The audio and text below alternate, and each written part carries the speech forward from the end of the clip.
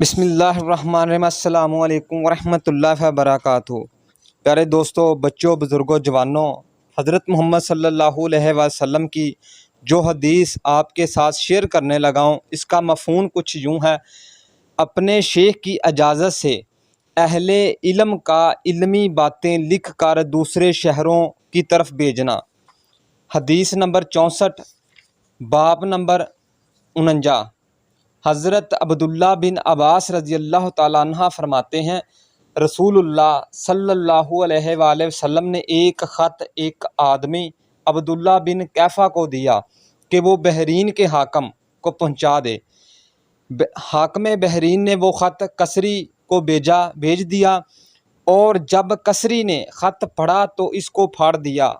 حدیث کے راوی ابن شبان کہتے ہیں کہ میرے خیال میں حضرت اسد بن مصبہ نے کہا، رسول اللہ صلی اللہ علیہ وسلم نے ان پر بد دعا فرمائی اور کہا کہ وہ مکمل ٹکڑے ٹکڑے کر دیا جائے۔ حدیث نمبر 65۔ دوسری حدیث کچھ یوں ہے کہ حضرت انس بن مالک رضی اللہ تعالیٰ عنہ نے فرمایا، رسول اللہ صلی اللہ علیہ وآلہ وسلم نے روم کے بادشاہ کو خط لکھا یا لکھنا چاہا، راوی کا شک ہے، تو آپ نے کہا وہ لوگ خط وہی پڑھتے تھے جس پر مہر لگی ہوتی تھی، تو آپ صلی اللہ علیہ وآلہ وسلم نے چاندی کی ایک انگوٹھی بنوائی اور اس کا نقشہ تھا محمد رسول اللہ صلی اللہ علیہ وآلہ وسلم۔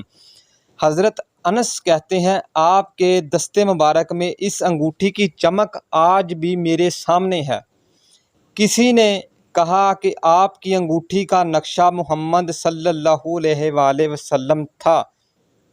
اس حدیث کو زیادہ سے زیادہ شیئر کریں، ہو سکتا ہے یہ حدیث کسی کے دل میں اتر جائے اور اللہ تعالیٰ آخرت میں اس کا بھی بھلا کر دے اور میرا بھی بھلا کر دے۔